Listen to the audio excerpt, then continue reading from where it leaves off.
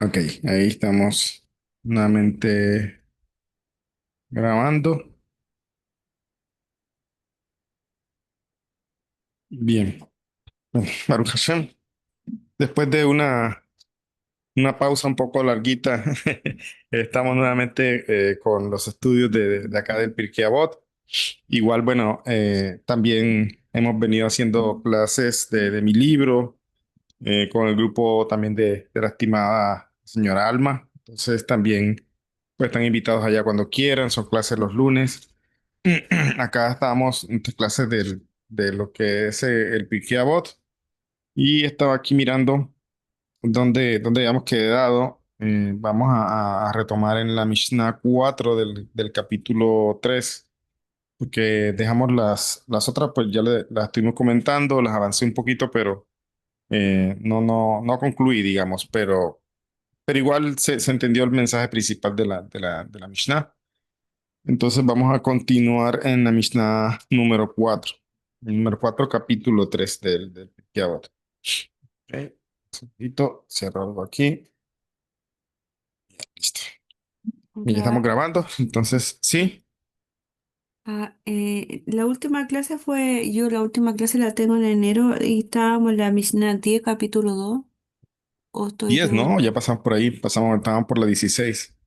Un segundito que mi cámara no está habilitada, no me he dado cuenta. Creo que ya. Sí, ya. Ok. Estaba hablando, no me di cuenta que no tenía la cámara habilitada.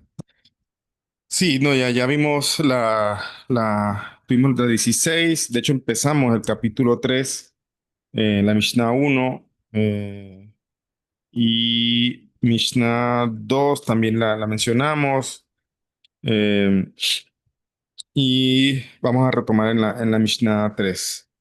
Perdón, un segundo. Sí, dije Mishnah 4. Vamos a retomar la Mishnah 3. O sea, del Claro. capítulo 3 estuvimos mencionando la uno y la 2. Vamos a retomar en la Mishnah 3, ¿ok? Un segundito que están entrando personas aquí también. Es ahí donde dice considerar, sería apropiado considerar, y luego abajo dice una pregunta de el concepto de qué es el alma. Creo que ahí fue lo último que usted platicó en esa clase. Sí, como le dije, estuvimos hablando de la Mishnah número 2. La última fue cuando dijimos la Mishnah siguiente, que dice así. Dice, Rabbi Hanina, suplente del sumo sacerdote, solía decir, ora constantemente por el bienestar del gobierno, pues de no ser por el temor a la autoridad, los hombres se devorarían vivos los unos a los otros.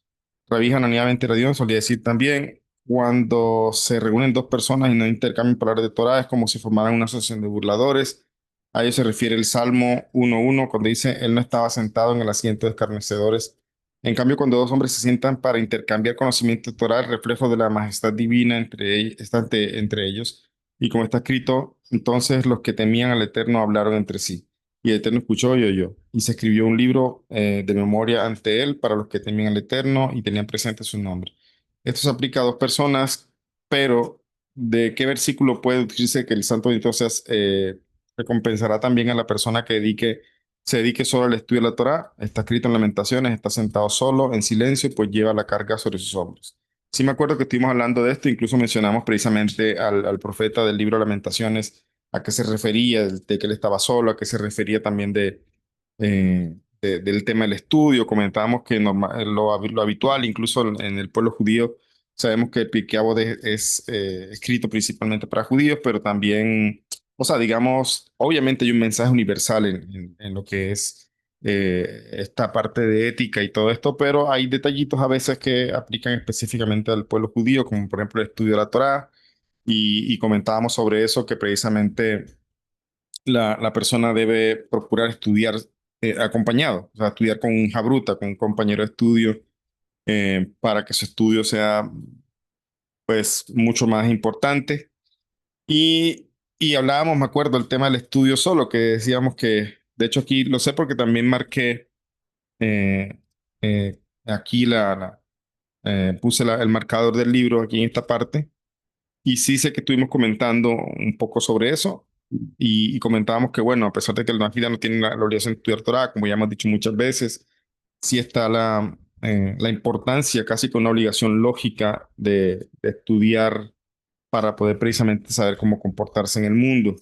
La mayoría por no decir todos los najidas estudian solos prácticamente. Entonces, explicaba precisamente que eso hacía que también su estudio tuviera importancia, tuviera relevancia. Entonces, dejamos eso, la verdad, un poco iniciado allí, pero creo que se habló el mensaje central de la Mishnah. Y por eso quiero retomar en la Mishnah eh, número 3. Número 3. Sí, yo la busco acá, aquí. Entonces, eso básicamente es lo que estuvimos mencionando. Eh, Vamos a retomar en la emisión número 3. Entonces, bueno, nuevamente, gracias a todas las personas que hacen, primero a Shen, obviamente, y a todas las personas que hacen posible este espacio para seguir difundiendo la Torah, sobre todo en estos aspectos tan importantes de lo que es la conducción moral que debemos seguir.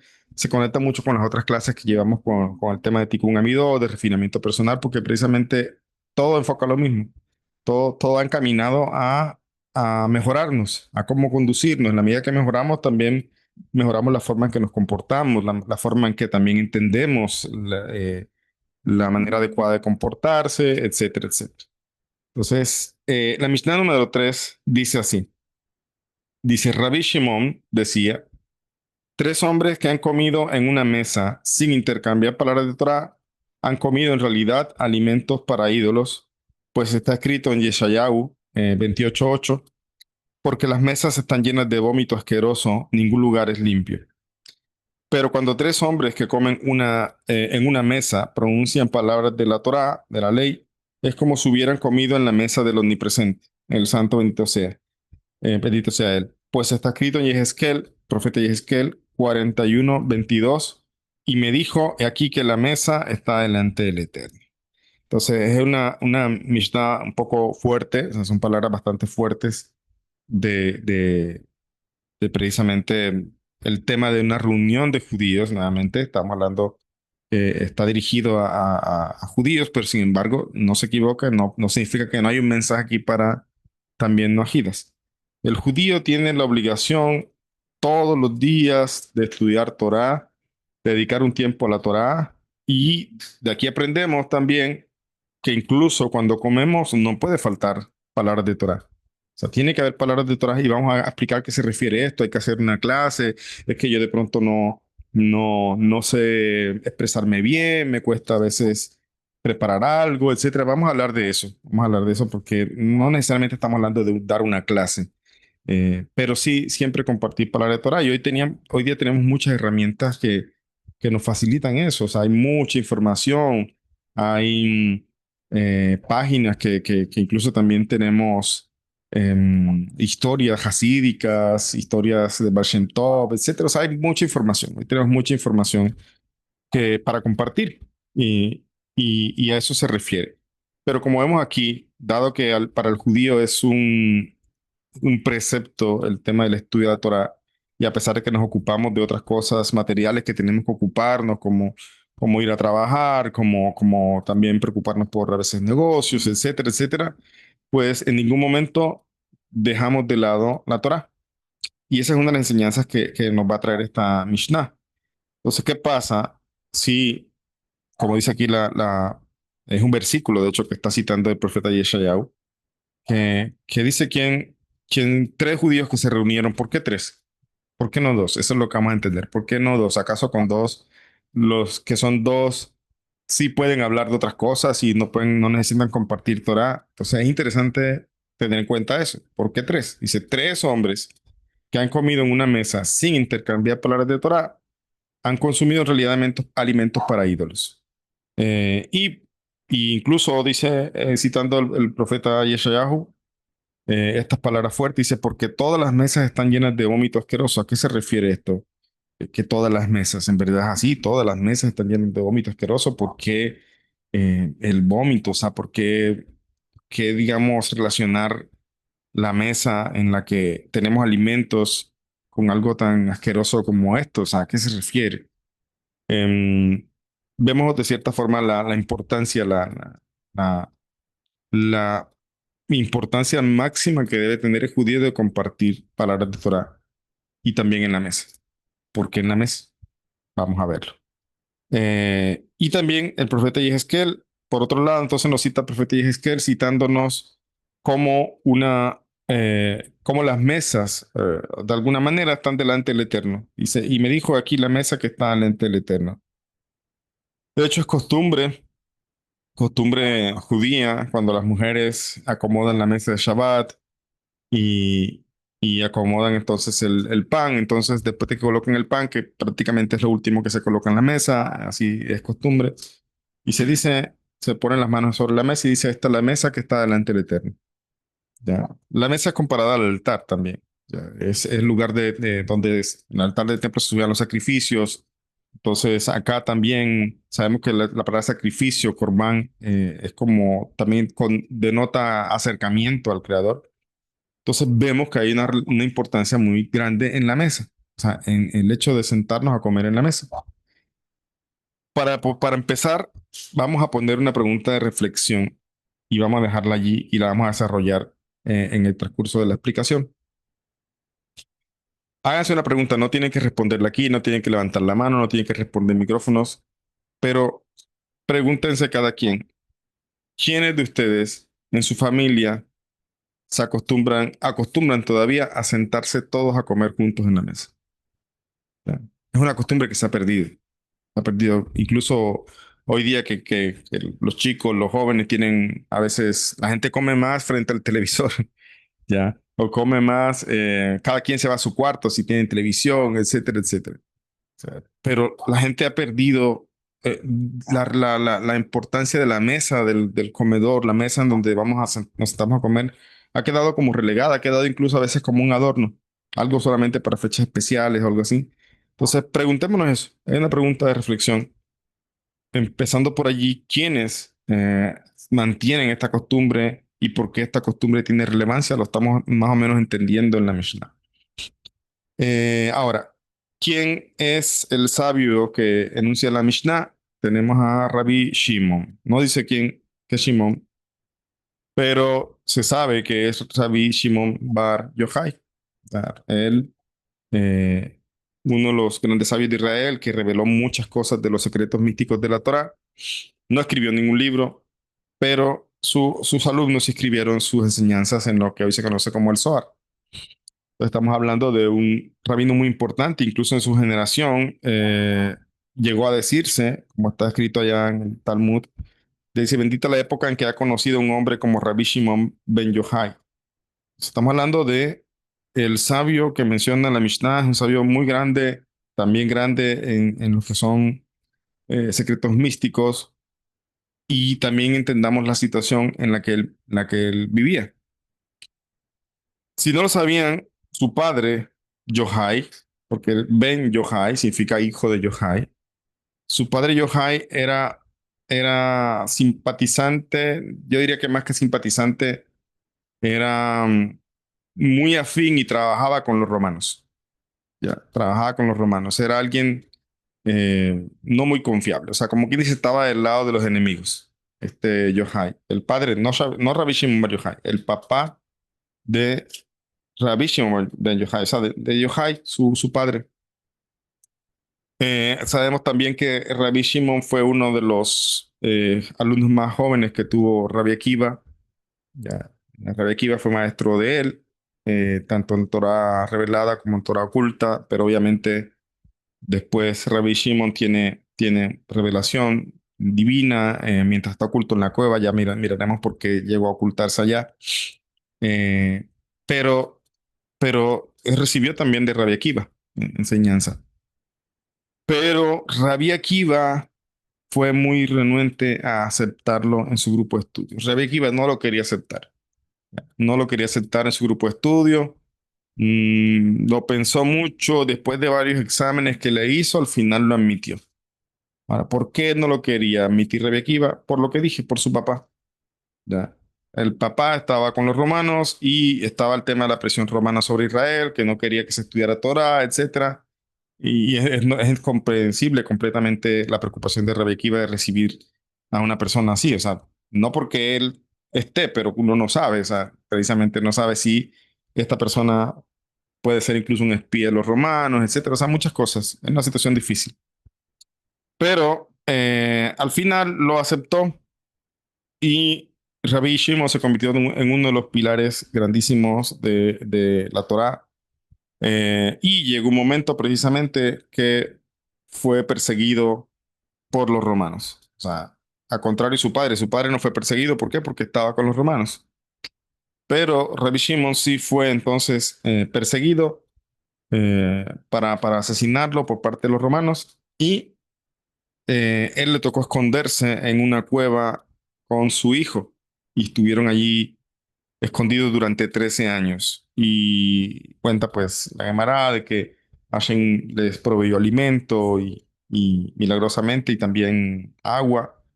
Y al final allí fue donde se dio también, como quien dice, el crecimiento vertiginoso en sabiduría y en todo lo místico de Rabbi Shimon.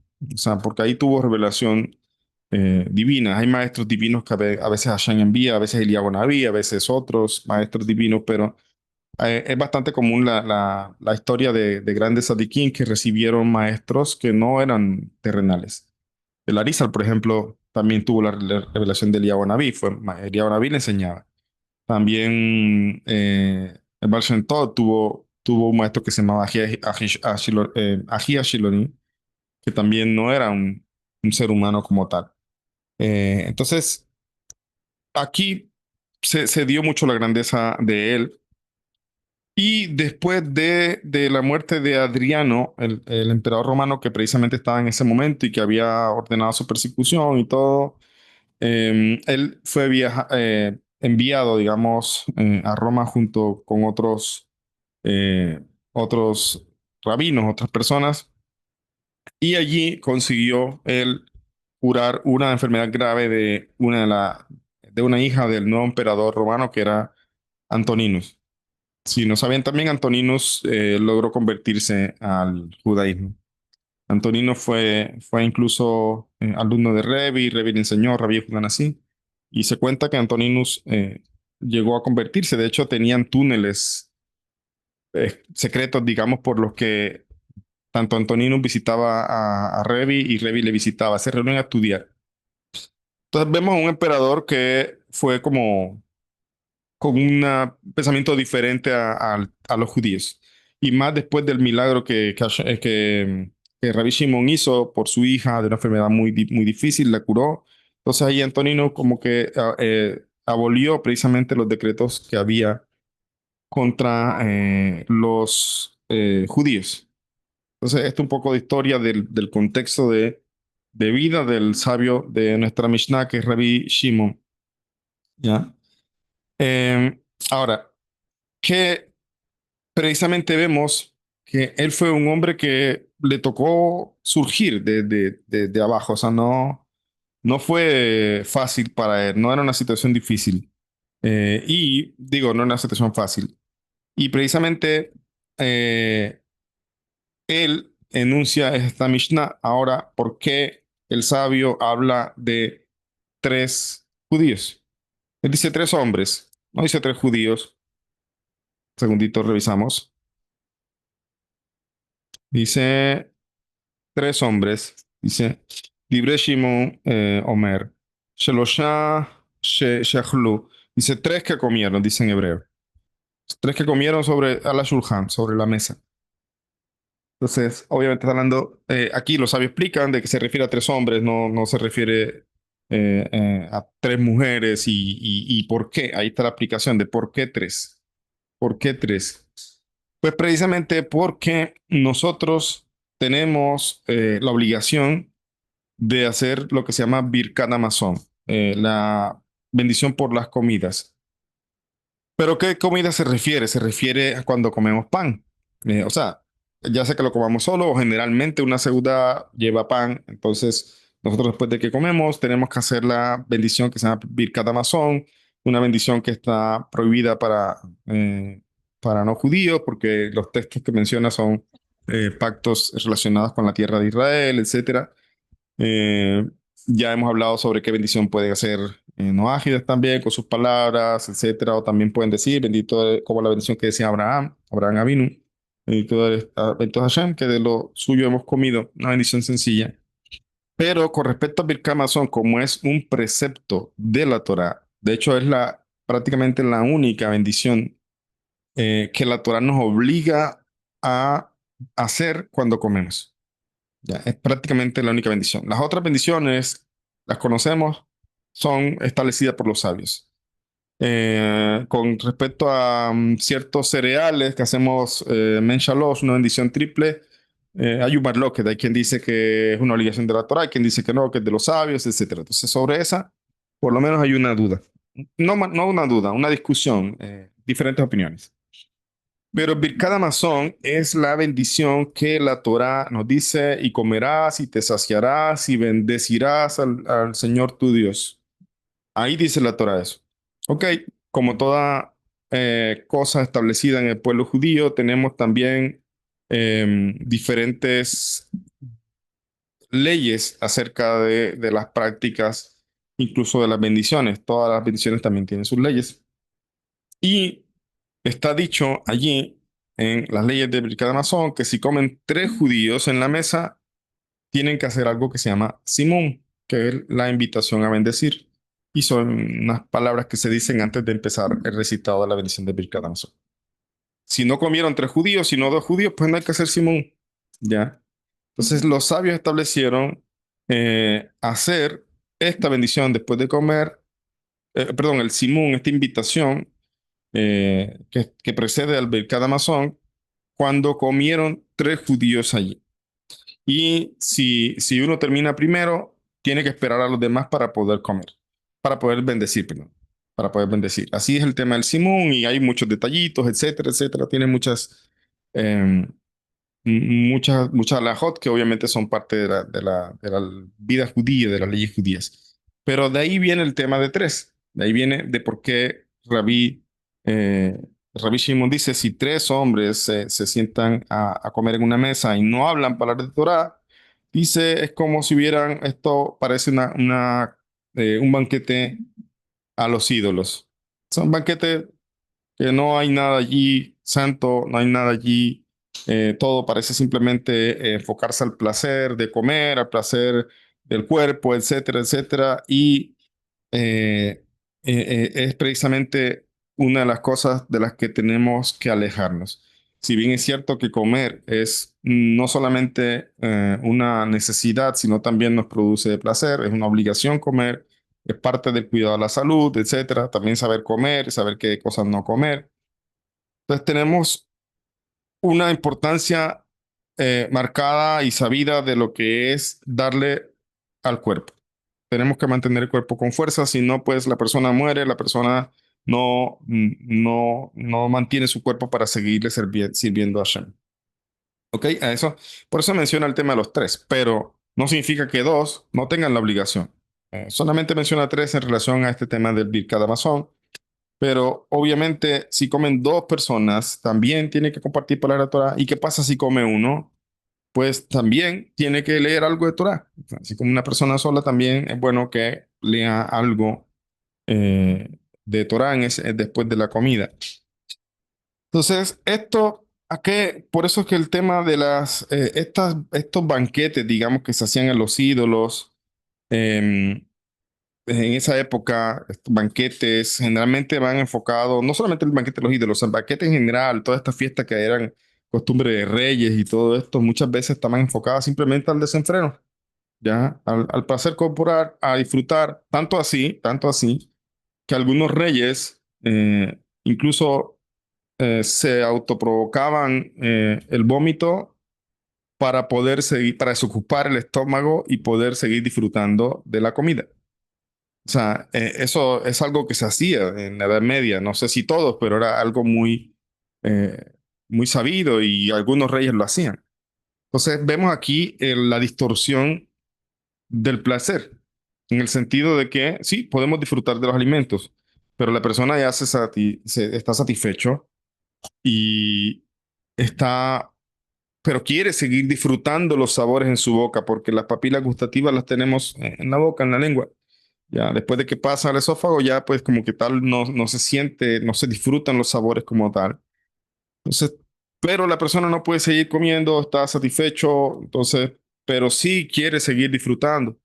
O sea, algunos hacían esto, se provocaban vómito, eh, no vomitaban sobre la mesa, eso no es lo que quiere decir ahorita el profeta, pero sí provocaban esto y como decía, hasta eso llegaba esta distorsión del placer, del placer de comer. Hay muchos placeres del cuerpo. Los placeres no son prohibidos, o sea, no está mal, no es un pecado. Si fuera así, qué ilógico sería que Hashem nos prohíba experimentar placer, pero nos dio herramientas y cosas que nos hacen sensibles al placer y que lo disfrutamos. ¿Ya? Lo que es un pecado es cómo se satisfacen esos placeres. O sea, puedo comer, en el caso del judío, pues tiene que comer lo que es kosher, tiene también que saber comer, hacer una verajá, agradecer a Hashem, como estamos diciendo aquí. La persona tiene deseos en su juventud, lo que sea, de tener hijos, perdón, de relaciones íntimas. Entonces, ¿es malo eso? No. Lo malo es que no lo haga de la manera permitida. Por eso también los sabios explican con respecto al-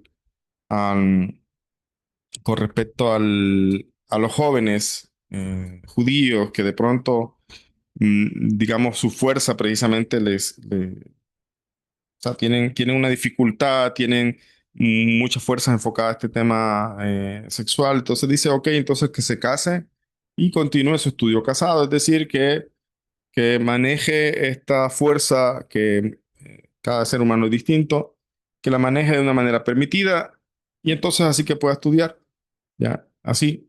Entonces, los placeres del cuerpo son algo que Hashem nos dio, un regalo que Hashem nos dio, pero también se pueden volver una maldición cuando la persona sucumbe a los placeres en vez de darle control a sus placeres. Tiene que darle control con el intelecto, tiene que decidir precisamente cómo satisface estos placeres, estas cosas, estos disfrutes que Hashem nos ha dado. Y por eso nosotros hacemos bendiciones, como decían, bendiciones del disfrute, como las bendiciones por los alimentos. ¿Ok? ¿A qué se refiere el sabio cuando dice estas mesas están llenas de vómitos? Pues se refiere a mesas de ebrios, personas que ya su desenfreno precisamente les ha llevado a perder el control, gente que, como también incluso el tema del alcohol, está prohibido tomar alcohol, no. Si te quieres tomar una copita de vino, te quieres tomar una cerveza, puedes hacerlo, no hay problema. El problema es lo que estamos diciendo, el desenfreno.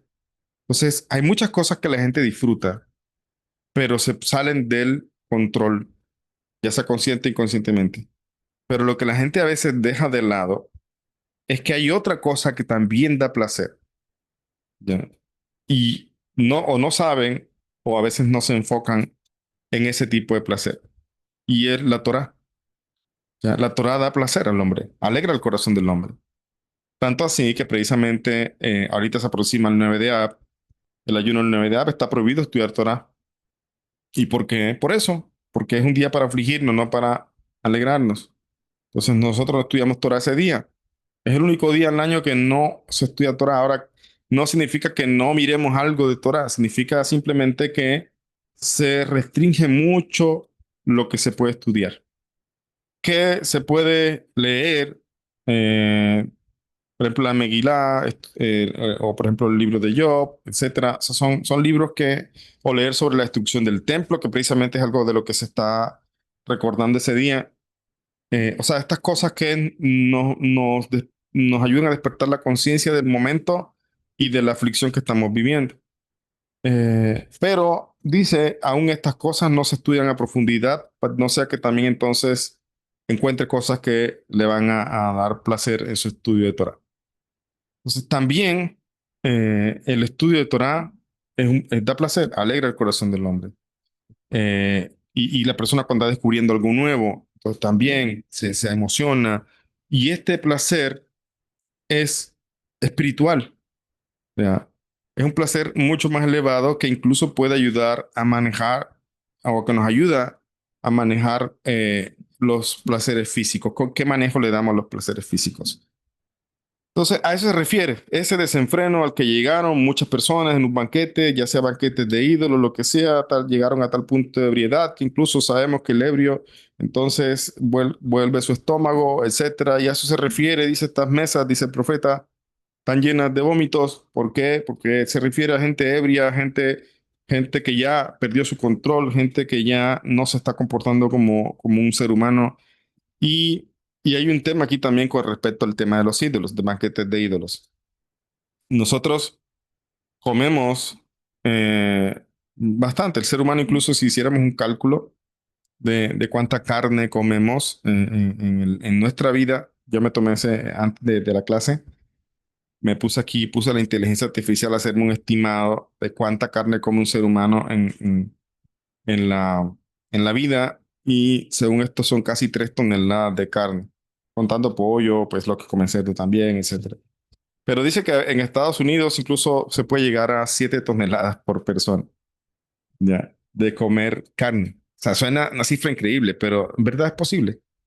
También así como cuando nos ponemos a hacer el cálculo de cuánto tiempo demoramos dormidos en nuestra vida. Una vez hicimos ese cálculo. ¿Cuánto tiempo demoramos dormidos en nuestra vida? Y eso suponiendo que dormimos 6, 8 horas, máximo 8 horas, que es lo recomendable.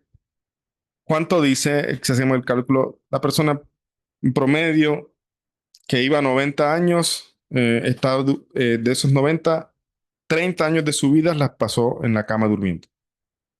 ¿Ya? Sí, si fueron 8 horas. A aquellos que se quedan mucho más tiempo, pues gran parte de su vida están durmiendo. Entonces, el punto es que somos uno de las criaturas del mundo que más carne consumen, incluso más que a veces muchos animales. Eh, pero aquí el sabio nos está invitando a tener una conciencia diferente y no solamente comer. ¿Cuánto le agradecemos a Hashem? Ahora, la gran parte de lo que comemos es desechada. El cuerpo toma nutrientes, toma cosas, las transforma para su vitalidad, pero gran parte de lo que se ingiere es desechado. Eh, pero les digo algo, incluso ese desecho se puede utilizar. Utilizan para abonos, para fertilizantes, etcétera.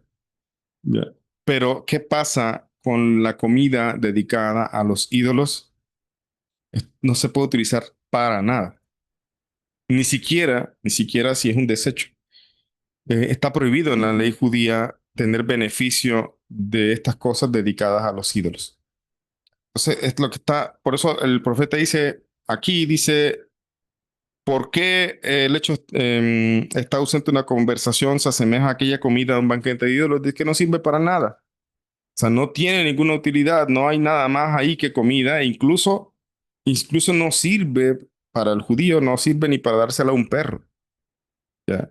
Porque no se puede tener beneficio de esa comida. Entonces, así de inservible, es peor incluso, como dije, que el desecho humano que sale de la comida, porque ese se utiliza para fertilizantes. Pero esta comida de ídolos no se puede utilizar para, está prohibido darle beneficio, sacar beneficio de estas cosas de idolatría. El vino, por ejemplo, Jain Nesej, vino dedicado a idolatría, es un vino que incluso una gota puede prohibir muchísima cantidad de vino, toda la que quiera. Si tenemos miles de litros de vino kosher y cayó una gotica de vino de idolatría, se prohibió todo, todo. No hay manera de reparar eso. Entonces vemos la gravedad del tema de ciertas cosas dedicadas a la boda zará. Por eso ese banquete ofrecido a los ídolos, que no solamente que no sirve, sino que se prohíbe, es como banquete de muertos, ¿ya? Y no tiene ningún tipo de beneficio.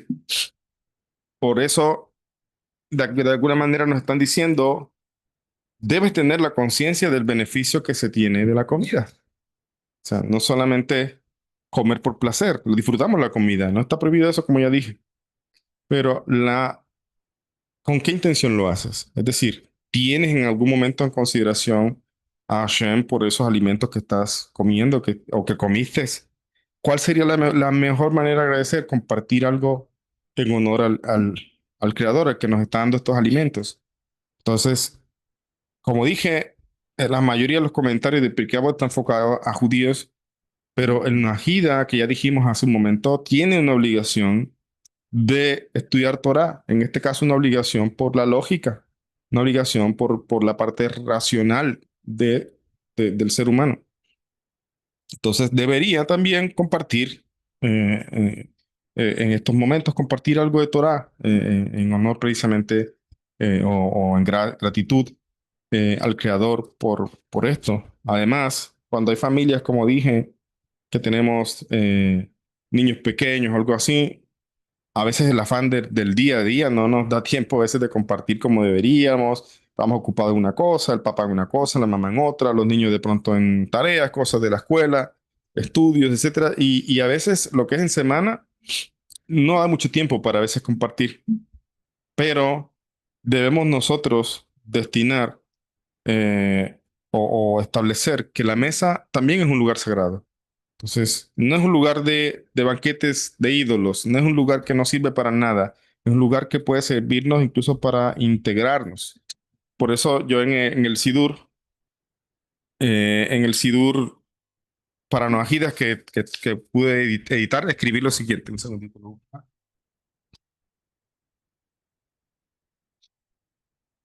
Aquí, con respecto a la gente que se reúne de pronto en Shabbat o en el séptimo día, pues a compartir algo. Entonces yo aquí escribí lo siguiente. Un segundo. Dice aquí, mm,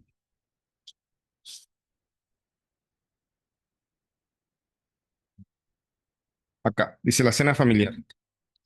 Es bueno fomentar reuniones familiares mucho más en un mundo moderno. Un segundo, está entrando alguien aquí también. Dice, es bueno fomentar reuniones mucho más en un mundo moderno donde la individualidad y la ruptura de lazos familiares es muy común.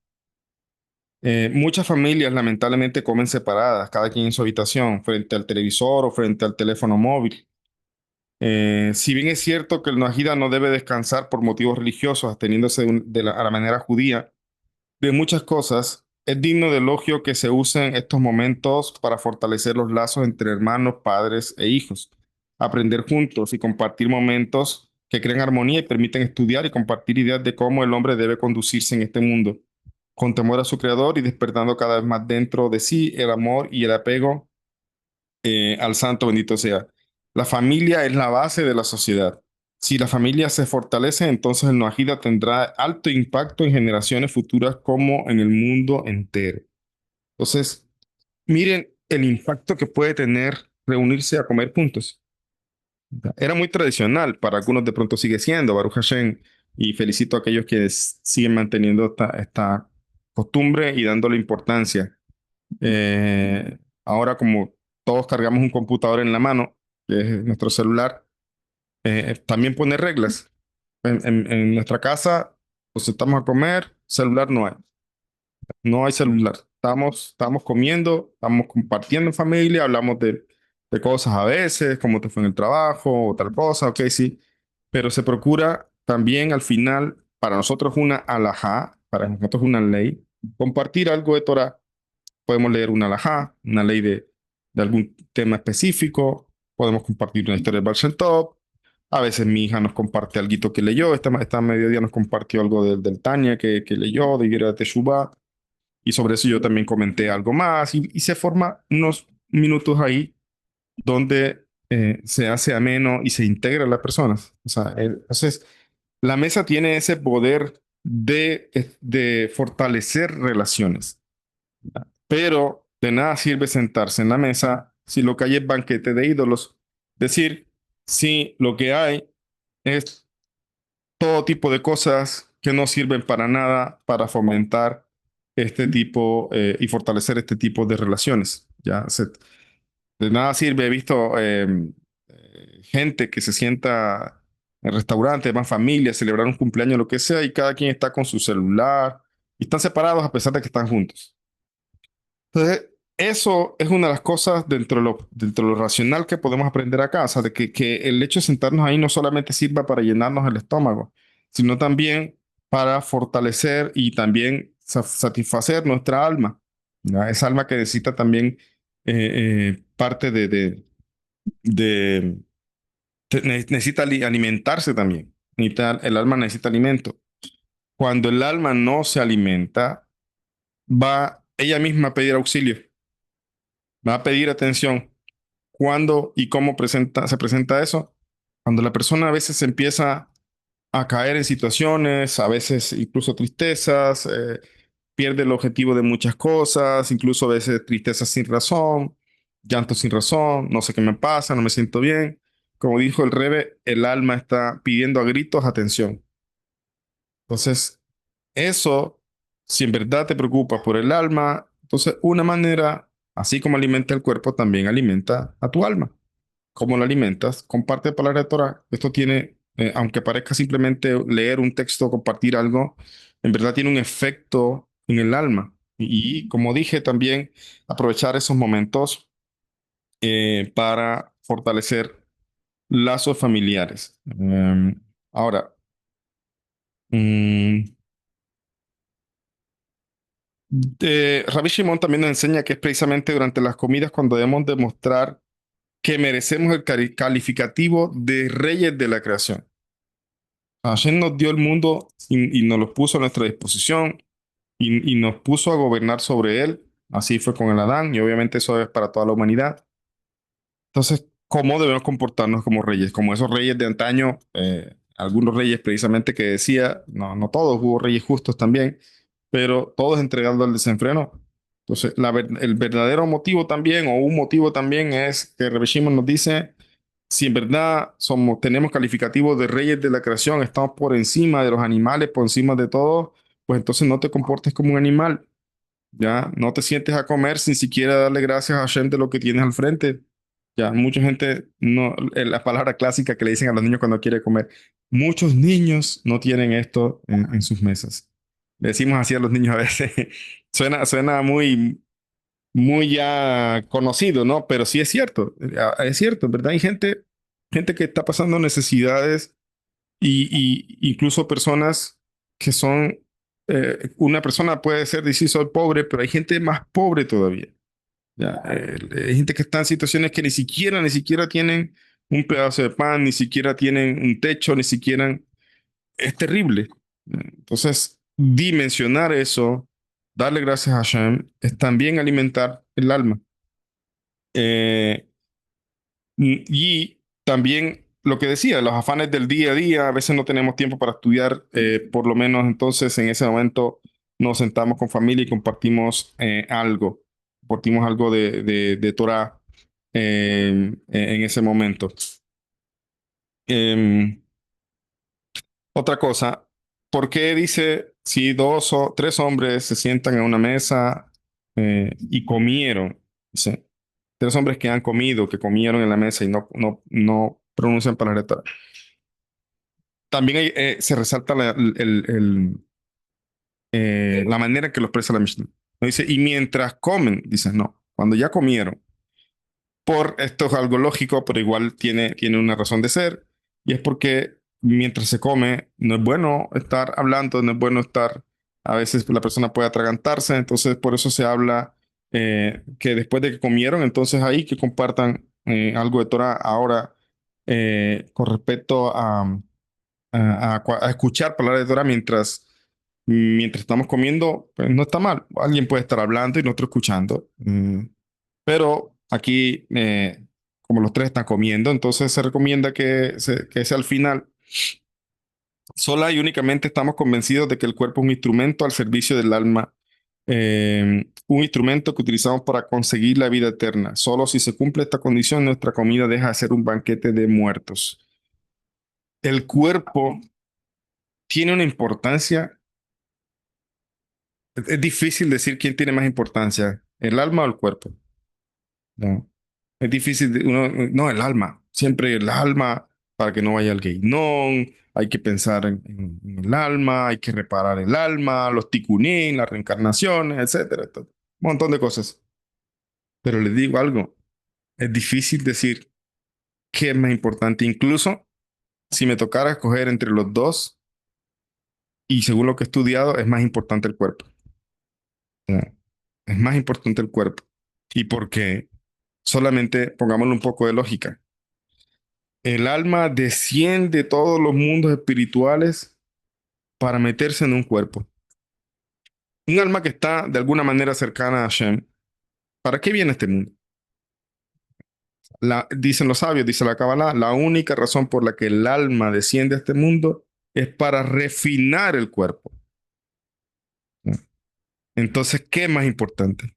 Se hace bastante interesante. Obviamente, se vuelve como que, bueno, refinamiento sin alma no hay y cuerpo sin alma tampoco. Entonces, pero el alma desciende específicamente para refinar el cuerpo. Entonces, ¿dónde tenemos que poner nosotros nuestra conciencia? Ya, en el cuerpo también.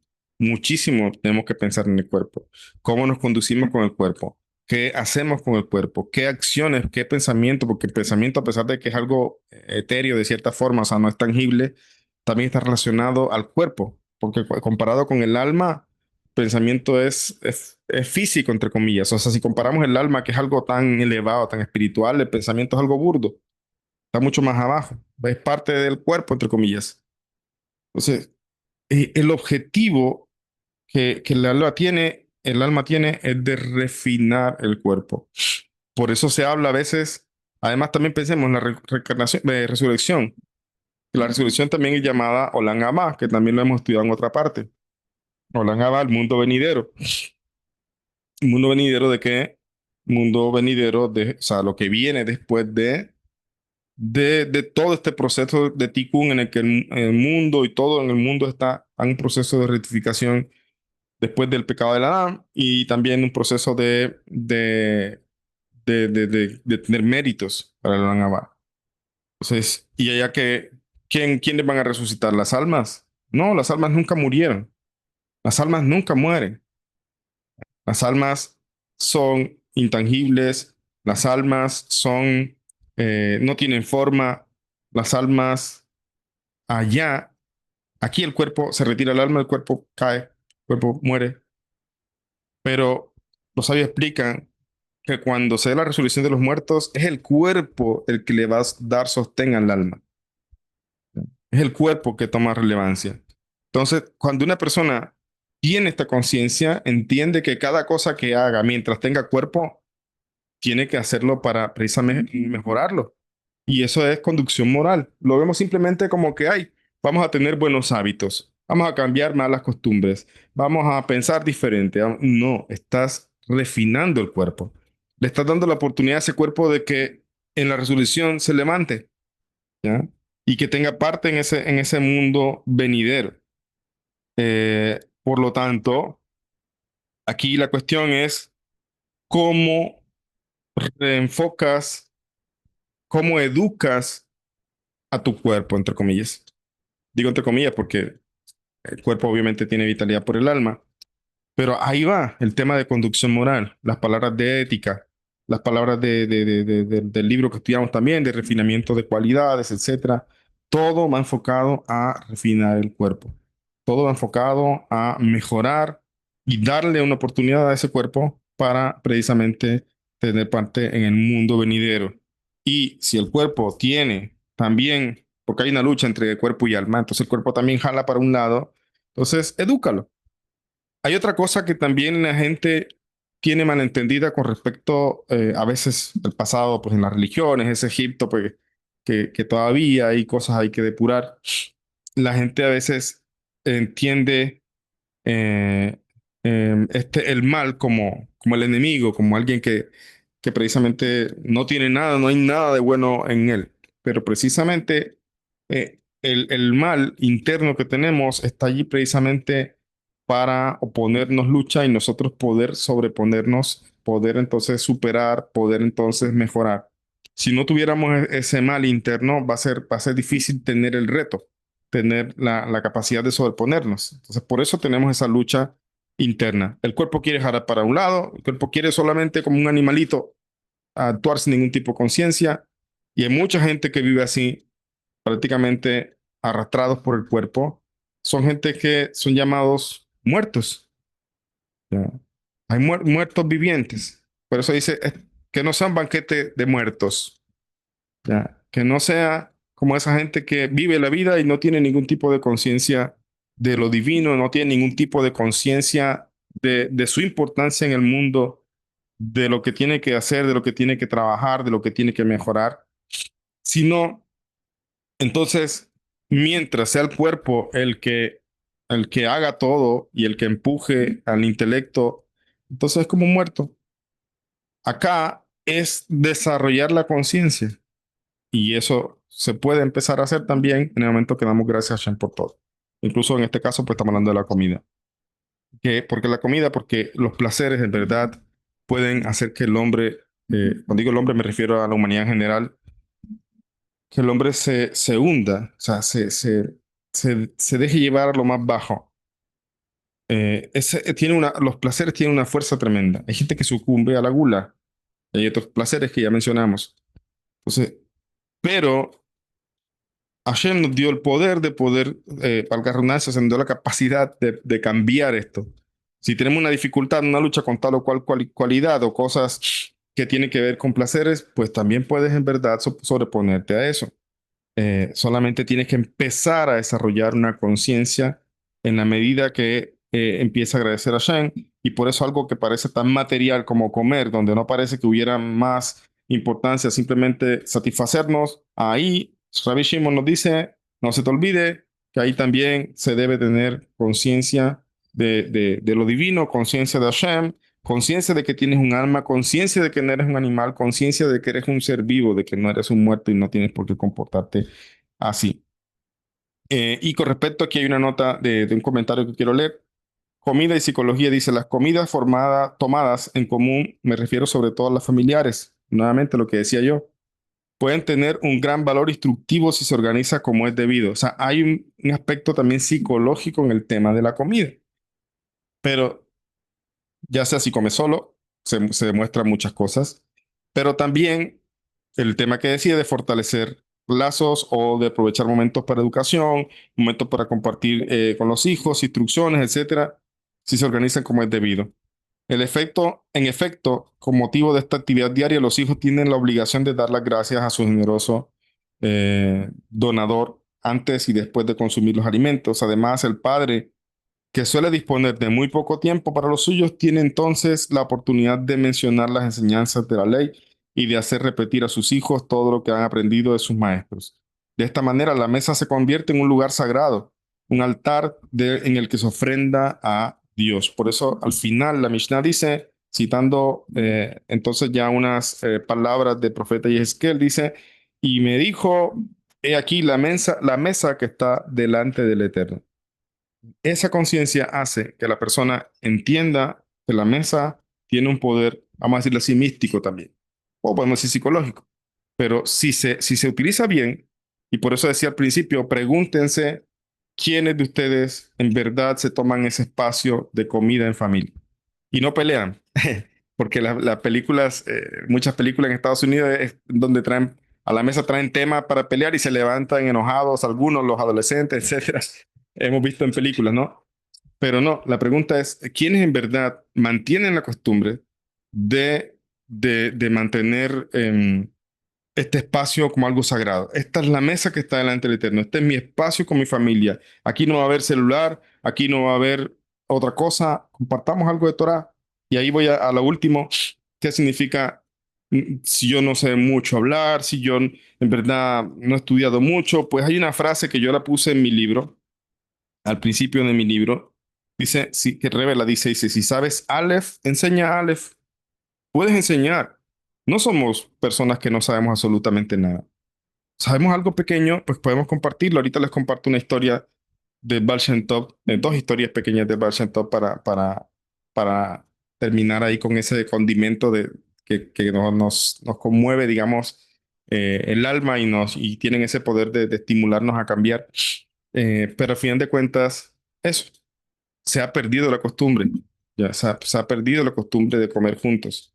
No debería ser, no debería ser la gente que le gusta hacer una comida el séptimo día y compartir y alegrarse. No debería ser solamente allí, pero por lo menos si en verdad quieres tener te guste dedicar ese día en reconocimiento a que es un día importante en la creación, ok, entonces por lo menos que hagas ahí algo con respecto a la cena, que compartan y que eso fomente el tema de la unión familiar. Pero sería bueno en la semana, en verdad. En la semana también que se fomente ese espacio para las relaciones familiares y para compartir. Y si son de las familias que al sentarse a la mesa es peor, pues eso solamente, la mesa es un gran termómetro para mostrar cómo están las relaciones familiares. ¿Ya? Ahí, entonces, se debería, por lo menos, tener conciencia de eso y decir, ok, aquí hay algo, tenemos cosas que mejorar. Los jefes del hogar deberían ponerse de acuerdo como una empresa, ¿no?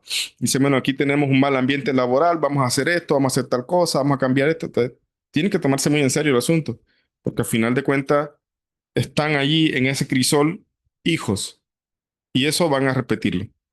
Por eso decía, si se fortalece esto, el hecho de comer juntos y compartir palabras de Torah, alimentar el alma allí, entonces también eso va a pasar a la generación siguiente, a esos chiquitos que están ahí escuchando, ya también van a hacer lo mismo. Y a eso esta es la enseñanza de esta Mishnah. Voy a leer la pregunta en el chat, pueden levantar manos también y ahorita compartimos una historia, dos historias de Bash Talk que tengo corticas, dice aquí Eliana. Eh, también se podría escuchar alguna clase de Torah mientras estamos comiendo en la mesa. Sí, o sea, hoy tenemos, como decía, muchas herramientas. Hoy muchas herramientas y así siempre se pega el Yetzer Hara. Pero así como hay herramientas, también hay mucha distracción. Ya, hay mucha distracción. Entonces es tema de la disciplina, disciplinar seguro. O sea, ahora es esto, ahora estoy con esto. Apartar lo demás. Si pueden escuchar un comentario de Torah, pues también se puede, pues sí, pero también sería bueno no solamente quedarnos con lo que escuchamos. Aquí la Mishnah habla de compartir palabras, o sea, hablar. Entonces, bueno, si es un audio, están escuchando algo, un shiur pequeño, alguna cosa que está en Torah, pues qué bueno sería comentar, hacer un breve comentario de lo que aprendieron. ¿Ya? También se puede. Dice Ángela, Rab, y los cuerpos anteriores que fueron sepultados tienen alguna connotación en cuanto al alma y el cuerpo actual. Pues en verdad hay que entender una cosa. Con respecto a la resurrección de los muertos, está dicho en la Torá, dice, ningún ojo la ha visto. O sea, los profetas profetizaron hasta la venida de Mashiach. Eso fue lo más lejos que pudieron ver, más bien no que pudieron, eso fue lo más lejos que Hashem les permitió ver. Pero nadie sabe qué va a venir en la resurrección. No hay nada escrito. O sea, y los sabios discuten, bueno, tantos cuerpos que hemos tenido, tantas almas que han venido al mundo y tantos cuerpos, ¿cuál será entonces el que más se refinó? ¿A quién dice que todos? Etcétera. No se sabe. Ahora, ¿sabe cómo lo veo yo? Yo creo que nos conviene no saberlo, porque precisamente Hashem tiene la libertad de hacer lo que él quiera. Y Hashem estamos en las mejores manos, la misericordia de Hashem grandísima. Incluso una persona que aparentemente no lo merezca, Hashem puede darle vida. O sea, él es el juez, es el rey, el que decide. Entonces, por eso Hashem no nos revela eso, pienso yo. ¿Ya? Porque al fin de cuentas él puede hacer lo que él quiera y hacer misericordia con quien quiera. Pero sin embargo, nosotros también tenemos nuestra obligación de esforzarnos mientras tengamos aliento de vida, tratar de mejorar siempre, siempre. O sea, de hecho lo compartía en la mesa hoy cuando mi hija compartió algo de Tania que había leído con la mamá. Entonces yo le dije, ok, mira, con el tema de Iglesia de Teshuvah, que es lo que está compartiendo, las cartas de Teshuvah, el Tania enseña sobre el ayuno y enseña sobre que hoy día casi no ayunamos, que la gente acostumbra a dar ese dinero de comida, digamos, se lo den acá y se funciona como ayuno. Pero le decía, al final de esa parte, el Tania dice, hay algo que funciona muchísimo mejor. Dice, Hesbon Nefesh, las cuentas del alma. ¿Qué significa eso? Cuando la persona se toma el tiempo de hacer cuentas como un contador, como un tenedor de libros, no me acuerdo cómo le dicen en España, aquí en Colombia le dicen contador, esa persona que ya la contabilidad de la empresa.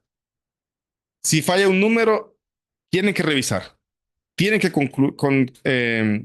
tienen que los balances ser exactos. Si algo no está, o faltó una factura, o faltó tal cosa, o me equivoqué yo, tienen que ser exactos los cálculos.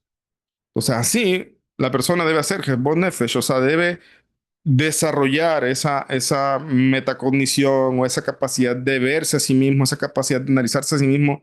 Con mis clases, por ejemplo, me alegro mucho de escuchar personas aquí presentes también, las clases de mi libro, Dimensión de Descubrir tu luz interior.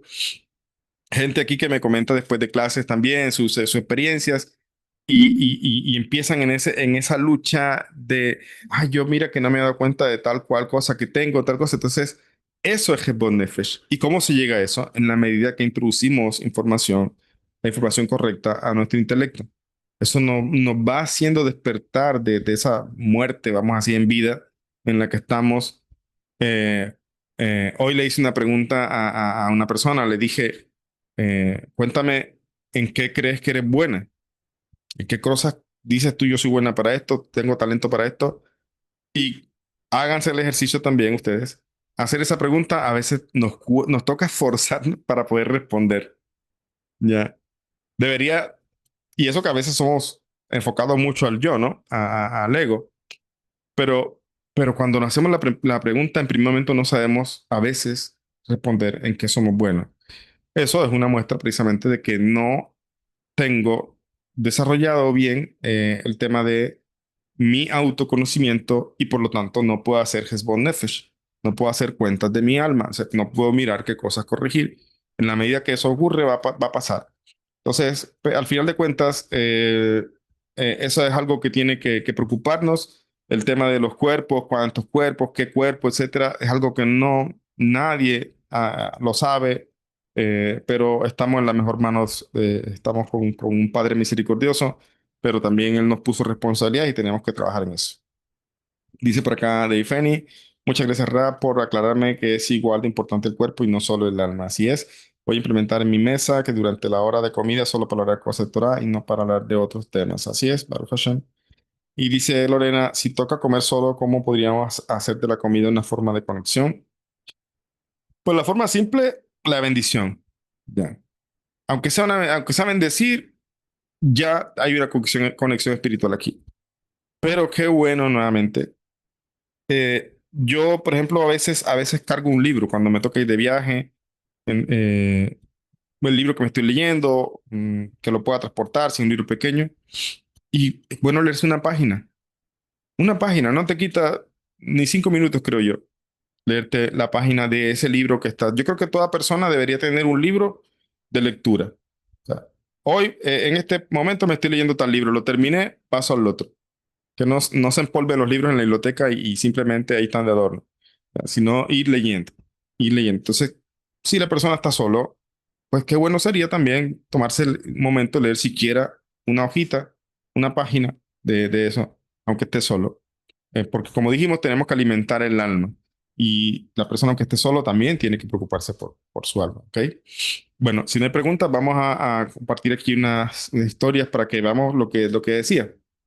¿Qué pasa si una persona de pronto dice, yo no sé muy bien cómo expresarme, me cuesta un poco, cómo voy a compartir? Bueno, estas dos historias de Baal Shem Tov nos van a dar una idea. Dice, una vez el Baal Shem Tov viajaba con sus discípulos cuando de pronto ordenó detener el carruaje en medio de un camino alejado. Él bajó, caminó unos metros y se detuvo en un campo vacío. Les dijo a sus alumnos que se sentaran y comieran allí mismo, como si fuera Shabbat. O sea, que hicieran una comida como si fuera Shabbat. Mientras comían, el Baal Shem Tov pidió que cada uno dijera una palabra de Torah. Uno de los discípulos comentó una enseñanza sobre la parashá de la semana, otro citó un versículo de los Salmos y lo explicó.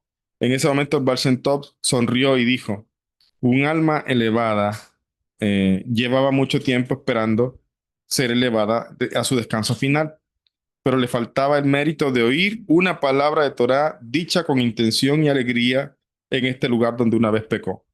Con lo que ustedes hicieron ahora en esta comida, esa alma fue liberada. Los discípulos asombrados quedaron asombrados. El Baal Shem Tov explicó que incluso en un momento cotidiano como una comida puede volverse un tikkun, un momento de reparación espiritual, si está acompañado de palabras de Torah. Es decir, no es solamente aquí un buen consejo. También nosotros no dimensionamos el impacto espiritual que tiene unas breves palabras de Torah. ya sea para nosotros mismos, en impacto en nuestra alma, no es medible, nosotros no nos damos cuenta, pero tiene un impacto tremendo. Aquí estas personas, si no fuera por el Baal Shem Tov, pues comieron y ya. Pero si no fuera Baal Shem Tov, que era un jaján que tenía revelación, no profecía, pero a Hashem le permitía ver muchas cosas, le dice, aquí, con eso que ustedes dijeron, hay un alma que se elevó. ¿Ven? El impacto que tiene también las palabras de Torah en un momento como este. Ahora, sobre el tema, ¿qué se puede compartir? Miren esta historia.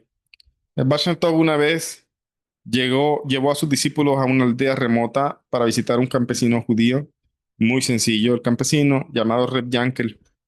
Él no era sabio en Torá, ni tenía libros, ni sabía rezar correctamente, pero vivía con alegría cuidando las misbot que conocía con sinceridad. Es decir, muchas misbot no conocía, pero lo poquito que conocía, él era feliz haciendo eso, lo que sabía que tenía que hacer. Era una persona ignorante, ignorante de Torá, de misbot, lo que sabía lo hacía con alegría. Cuando llegaron, Reb Yankel les recibió con entusiasmo. Les dio pan recién horneado, arenque y agua fresca. Mientras comían, Reb Yankel les dijo, Baruch Hashem, qué bueno es poder compartir lo que uno tiene con gente que ama a Dios.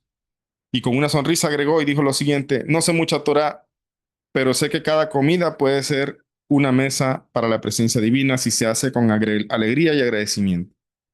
Esa fue su Divrei Torah. Y él decía, no sé Torah, pero yo pienso esto y esto. Yo he aprendido tal cosa. Vio una persona simple con esas pequeñas palabras cumplió lo que está diciendo la Mishnah. Decir palabras de Torah en la mesa. ¿Ya? Sin embargo, en su mente pensó que dijo, bueno, yo no sé Torah, pero sé esto. Sé que precisamente cada comida puede ser una mesa para la Shejinah, para la presencia divina. Ahora, después de esto, Baal Shem Tov se dirigió a sus discípulos y les dijo, aprendan de este hombre. Su mesa es como el altar del templo. Su alegría y humildad atraen a la Shejinah más que muchas palabras vacías. Su simple comida con gratitud es más preciosa ante el cielo que 1000 discursos sin razón.